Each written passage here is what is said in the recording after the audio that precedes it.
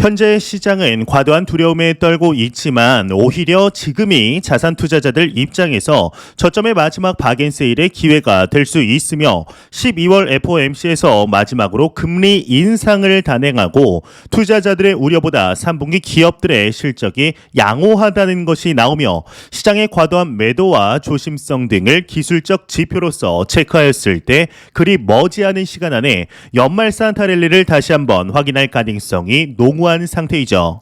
구독과 좋아요, 알림 설정 부탁드립니다. 안녕하십니까. 암호화폐 정보를 전달해 드리는 닥터 비트맨입니다. 목요일도 슬슬 마무리되고 있습니다. 어떻게 오늘 하루 잘 보내셨나요? 참 시간이 빠른 것 같습니다. 이제 내일이면 또 평일이 마무리되는 금요일인데 이러한 날 이제 시장이 갑작스럽게 상승하여 축하해주면 좋으련만 이게 참 쉽지만은 않아 보입니다. 일단 코인 마켓캡에서 메이저 탑 10 코인들 먼저 살펴보도록 하겠습니다. 네, 일단은 시가총액 1위 비트코인의 경우는 전날 대비 0.36% 하락한 19,138달러를 나타내고 있습니다. 2위의 이더리움은 0.28% 하락한 1,292달러를 나타내고 있으며 6위의 XRP는 0.51% 상승한 0.45달러, 8위의 에이다는 0.79% 하락한 0.35달러를 나타내고 있는데요. 비트코인의 더미넌스, 이더리움의 더미넌스 각각 살펴보게 되면 39.9%, 17.2%를 나타내고 있습니다. 그렇다면 과연 선물 투자자분들은 현재 포지션 어떻게 나누고 있는지 롱숏 비율 한번 확인해 보도록 하겠습니다.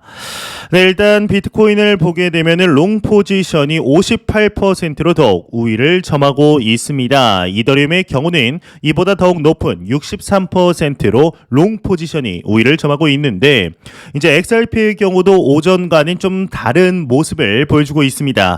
롱 포지션이 54%로 더욱 우위를 점하고 있네요. 네, 참 이제는 상승을 좀 해주었으면 좋겠는데 언제쯤 우리의 마음을 위로해주는 장이 찾아오게 될까요? 이제 최근에 크립토 윈터, 즉 침체장이 지속되고 있지만 오히려 기관 투자자들 그리고 유명인들이 이 시장에 대해서 긍정적인 언급을 하는 빈도수가 늘어나고 있습니다. 예, 얼마 전 JP모건에 막대한 돈을 맡겼지만 마치 불황자 취급을 받았다던 카니에 웨스트가 사토시 나카모토라고 쓰인 모자를 쓰고 나타나 이목이 집중이 되었습니다. 이런 사진을 보고 이제 카니에 웨스트도 비트코인을 매수하고 가자를 외칠 것이라고 이제 생각하는 것은 경기도 오산일 가능성이 높은데 오히려 금융 시스템에 대한 저항으로 보아야 하는 것이 맞지 않을까 싶습니다. 이제 요즘에 코인 거래량을 보게 되면 거래량이 줄어도 엄청나게 줄었다는 것을 확인할 수가 있는데요. 암호화폐 온체인 데이터 기업 크립토 퀀트의 경우는 지금의 장 상황을 황소와 곰 세력 모두가 관망 중인 장이라고 분석을 할 정도로 장이 잠잠한 상태입니다. 이제 분명히 시기적으로 보면 한 타이밍 더 깊은 하락이 있어야 될 것 같은데 시장이 이러지도 저러지도 못하는 듯 보이고 있죠.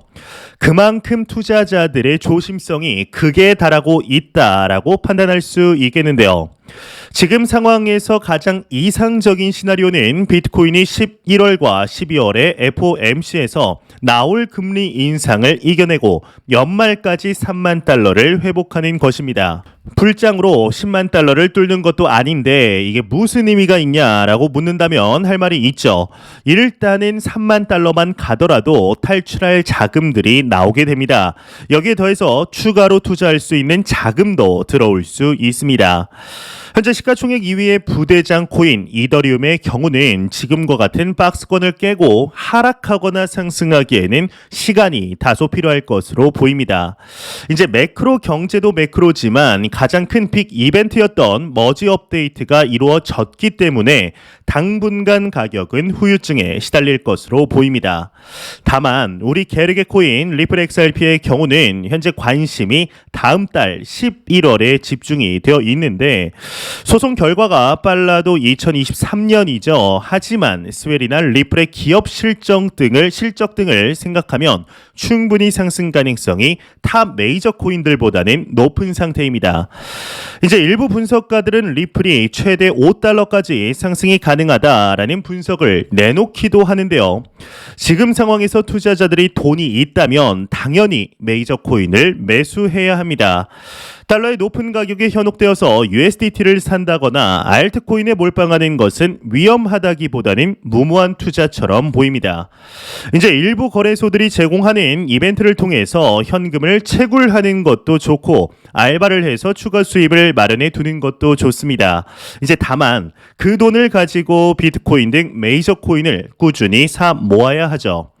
비트코인이 10만 달러에 도달하지 못할 것이라 생각하는 사람은 없습니다. 다만 그때까지 들고 있는 사람은 생각보다 적을 것이다 라고 개인적으로 확신하는데요. 그만큼 장기 투자, 가치 투자가 얼마나 힘든 것인가를 우리는 생각해 볼 수 있을 것입니다. 이에 미 연준의 베이지북이 오늘 공개가 되었는데 기대 인플레이션이 완화될 것이라는 예측이 나왔다고 하는데요. 자세한 내용 함께 보겠습니다. 미 연준 베이지북 기대 인플레이션 완화 예측 헤드라인이 장식이 되어 있습니다. 미국 연준의 경우는 19일 관할 12개 지역 경제 상황 보고서인 베이지북을 공개, 일부 지역에서 고용 및 유지 어려움이 완화된 것으로 나타났으나 가격 상승률은 여전히 높은 수준을 보였다고 밝혔다고 합니다. 이제 기대 인플레이션의 경우는 일반적으로 완화될 것으로 예측했는데 베이지북은 미국 연준 산하 각 지역 연방준비은행의 경제 상황 의견을 취합한 경제 동향 보고서로 연총 8차례 공개된다고 하네요. 현재 이 기사에서는 베이지북의 단편적인 내용만 포함시켰지만 조금 더 자세하게 들어가 보면 4개 지역이 이전과 같은 수준을 보였고 2개 지역의 경우는 인플레이션과 고금리, 공급망 차질로 이전보다 둔화하였다고 합니다. 이제 소비 지출은 대체로 보합 수준을 보여서 지출이 감소했음을 시사했고 차량 딜러들은 재고 제한과 금리 상승, 높은 제품 가격 등에 따른 판매 부진이 지속되고 있다 보고하였는데 이제 제조업 활동은 대다수 지역에서 부분적으로 공급망 차질 문제가 완화되었기 때문에 일정하게 유지되거나 오히려 확장했다고 합니다. 다만 몇 곳에서는 여전히 생산량 감소가 보고되었는데요.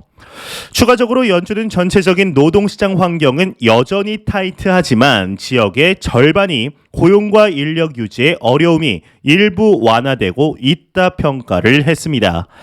이제 이를 바탕으로 보았을 때 현재 경제 상황이 미국을 기준으로 보았을 때는 괜찮아지는 데 보였지만 곳곳에서 어려움은 여전히 남아 있으며 금리 인상을 예고되었던 이번 11월, 12월 FOMC 이후 내년까지도 지속적으로 올리게 될 경우 미국 경제마저 더 이상 버틸 수 없다는 것을 알 수가 있는데 그렇다면 정말 내년 초 2023년 초에는 연준의 강력한 금리 인상 기조가 바뀔 가능성이 농후하다고 볼 수 있을 것 같습니다.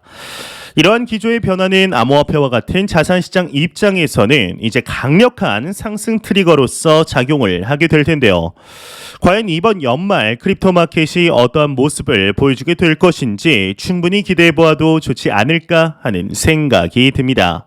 이러한 소식과 더불어서 최근 글로벌 은행들의 크립토 마켓 진출 소식들 꾸준히 나오고 있습니다. 이제 얼마 전에는 미국에서 가장 오래된 은행인 뉴욕 멜론 은행이 가상자산 커스터디 사업에 뛰어든다라는 소식이 나옴으로써 상당한 화제가 되었었는데 이러한 흐름들은 비단 외국만의 소식은 아닙니다. 대한민국의 주요 은행들 또한 오래전부터 크립토 마켓 관련 커스터디 서비스를 진행하고 있는데요. 예, 오늘 이 중 한 곳인 농협에서 놀라운 소식이 나왔습니다. 이제 국내 금융권 최초 블록체인 기반 해외 송금에 대해서 기술 검증이 완료되었다고 하는데 자세한 내용 함께 보겠습니다. 농협은행 블록체인 기반 해외 송금 기술 검증 완료하였다 헤드라인이 장식이 되어 있습니다. 데일리 안에 따르면 NH농협은행은 이제 중앙은행 디지털 화폐 대응 파일럿 시스템을 활용한 해외 송금 기술 검증을 완료했다 20일 오늘 밝혔다고 합니다. 이번 해외 송금 기술 검증은 HTLC라는 블록체인 신기술이 활용되었으며 이는 국내 금융권 최초의 사례라고 하는데요. HTLC는 서로 다른 블록체인을 기반으로 생성된 디지털 자산의 교환을 가능하게 함으로써 상호 운용성을 확보하는 방식이라고 합니다.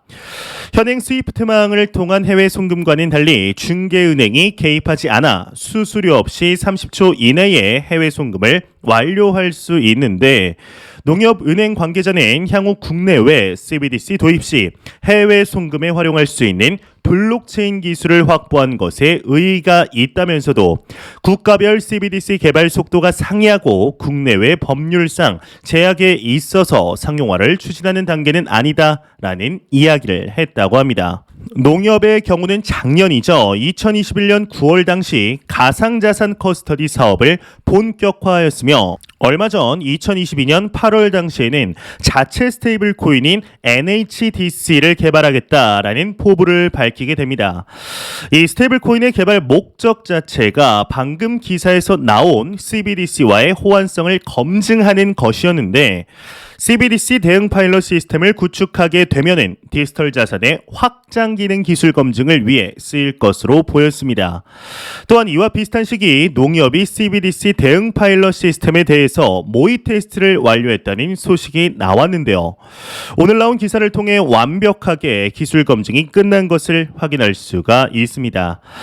이처럼 현재 전 세계는 그저 얼마 전까지만 하더라도 그리고 현재도 일각에서는 도박과 투기로 치부되는 코인을 통해 기반 기술인 블록체인 기술을 통해서 금융의 혁신을 꾀하고 있습니다.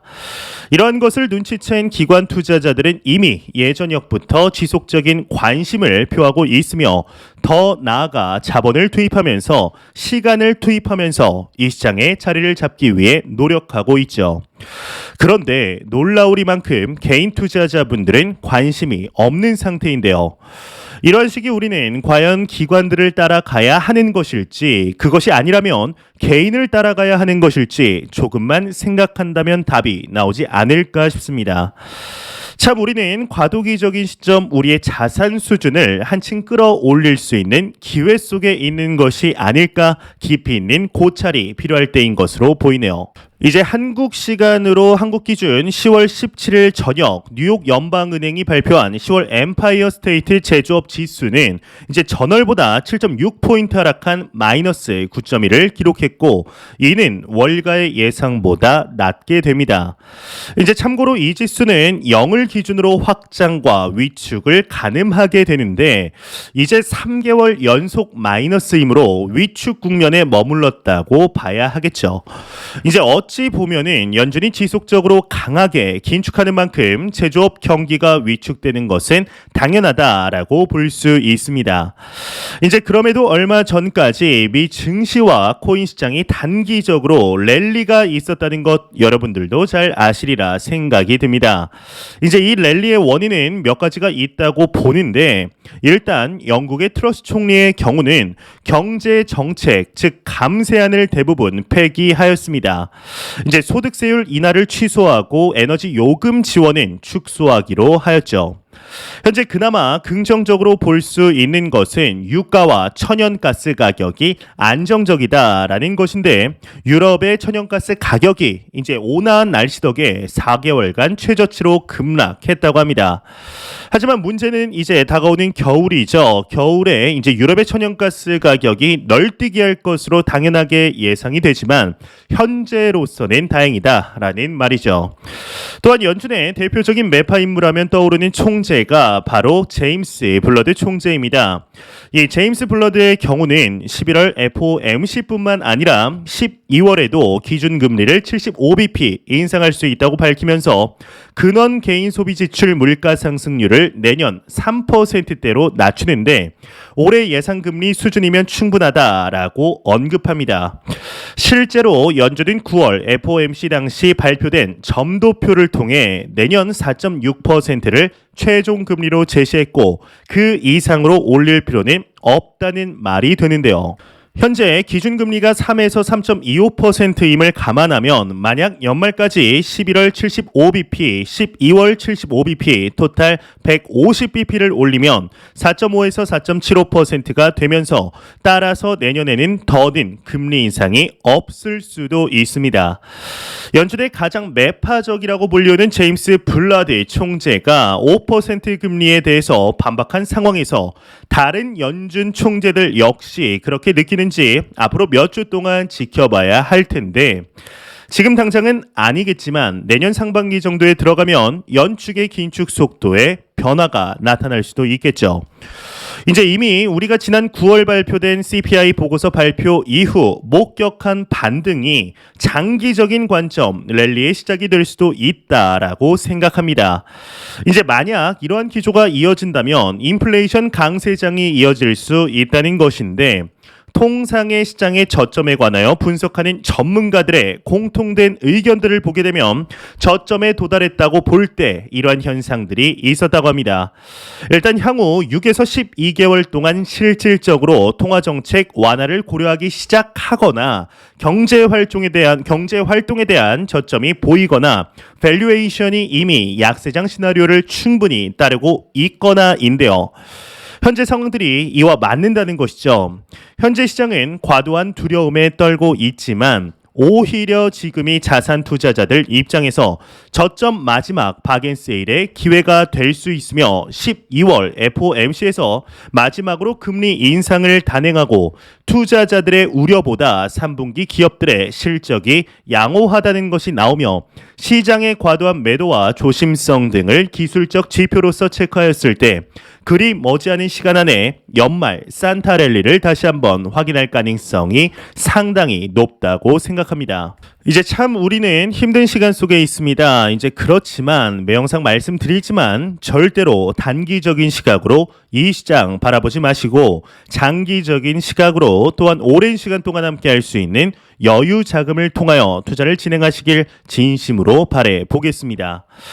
제가 준비해온 소식 여기까지입니다. 영상 도움이 되셨다면 구독과 좋아요 그리고 광고 한 편만 처음부터 끝까지 시청 부탁드립니다.